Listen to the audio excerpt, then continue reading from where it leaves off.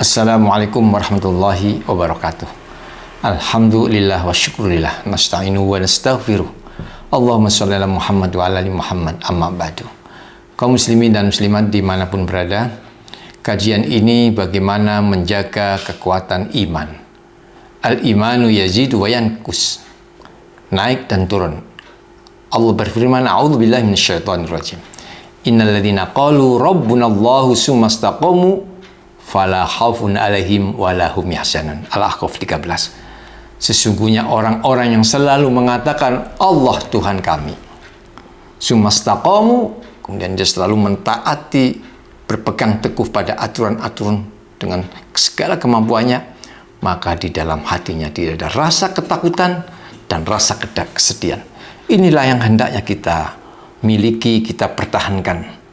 Karena sesungguhnya banyak orang yang imannya lemah di dalam kehidupannya menjadi orang-orang yang rugi. Wa minan nasi may ya'budullah ala harfin fa in asobahu khairun itma'anna bihi wa in asobatun fitnatun in qalaba ala wajhihi khosirad dunya wal akhirah dzalika khusranul mubin. Al-Hajj 11. Di antara manusia ada yang beribadah sesuka hatinya, suka-suka, tidak serius, tidak maksimal.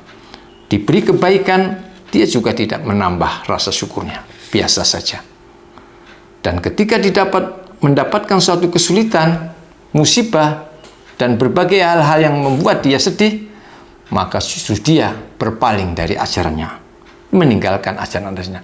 Maka kata Allah, khosirat dunya wal akhirah, dunia rugi, akhirat rugi, dzalika khusranul mubin. Wa idza dzaqna an-nas rahmat farihu biha wa in tusibhum sayi'atun bima qaddamat aydihim idza yaqnatun. Ada lagi orang yang telah Allah berikan supaya dia merasakan nikmatnya kehidupan, rahmat, mereka hanya bergembira saja. Tetapi ketika dia dapat musibah, karena nikmat-nikmatnya tidak dimanfaatkan dengan sebaik-baiknya, disalahgunakan, maka Allah timpakan musibah. Karena apa yang hasil perbuatannya, justru dia berputus asa. Orang-orang yang berputus asa adalah orang yang nekat, orang yang tidak memperdulikan nilai-nilai aturan yang ada. Maka bisa jadi yang seperti kita lihat, mengapa mereka melakukan satu kesalahan-kesalahan, kemaksiatan-kemaksiatan, dan hal-hal yang dilarang oleh Allah, itu karena ada rasa putus asa, sehingga mudah dengan setan mengganggu.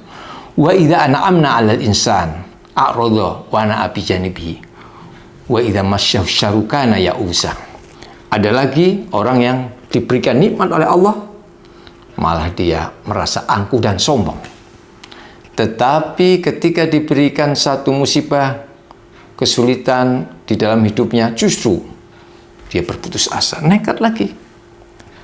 Maka yang seharusnya adalah yang sebagaimana tadi yang dipasang di awal ayat. Innal ladzina qalu rabbunallah tsumma istaqamu fala khaufun 'alaihim wa la hum yahzanun. Karena itulah Rasulullah memberikan nasihat kepada Abu Dzar. Nasihat, ada tiga hal yang diberikan nasihat. Tiga nasihat yang diberikan Rasulullah kepada Abu Dzar. Ittaqillah haitsuma kunta. Bertakwalah kepada Allah apapun keadaannya. Dalam keadaan senang, susah, sulit, pahit, bahagia, semua dijadikan satu kesempatan menyesuaikan. Artinya kita menyesuaikan. Ketika kita kaya, berlimpah, maka kekayaan inilah menjadi amal soleh.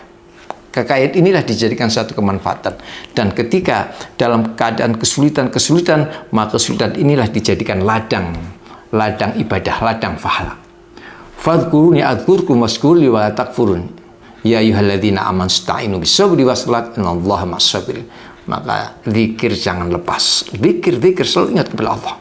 Dan selalu minta tolong kepada Allah dengan kesabaran. Kesabaran di sini adalah keikhlasan, sehingga dia memiliki keikhlasan yang kuat.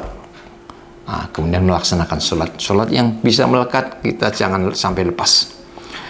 Kemudian nasihat yang kedua, tapi sayatul hasanata tamhuha. Ikutilah keburukan-keburukan yang sudah kita lakukan, segera diperbaiki.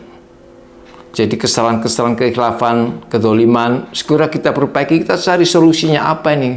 Bagaimana untuk menebus, sebagaimana yang digambarkan oleh para sahabat, bagaimana sahabat Umar dengan kesalahan kejahatan yang dimiliki, begitu dia sadar langsung berubah total bagaimana untuk menebus. Ada lagi yang Ikrimah, anaknya Abu Jahal, Abu Lahab. Ketika dia sudah masuk Islam, justru dia menebus kesalahan-kesalahan yang dulu. Ini kesempatan kita ikuti. Dan yang ketiga, wa khaliqin nas bihulqin hasanah. Tiga pesan ini diriwayatkan oleh Tirmidzi. Bergaulilah kepada manusia dengan akhlak yang baik. Artinya kita bergaul dengan manusia dengan sebaik-baiknya. Jadikanlah orang lain semuanya orang. Pertama adalah mitra. Mitra atau sebagai kekuatan kebersamaan di dalam meningkatkan ibadah. Karena pada hakikatnya banyak ibadah-ibadah yang hendaknya kita membutuhkan orang lain supaya kita mendapatkan kemuliaan. Seperti sholat jamaah, melakukan kebaktian bersama-sama untuk amal soleh dan sebagainya, mendirikan masjid dan sebagainya. Nah, ini bagian daripada kegiatan yang bersama, yang bernilai, dan kita membutuhkan. Dan yang kedua, jadikan orang lain sebagai ladang pahala.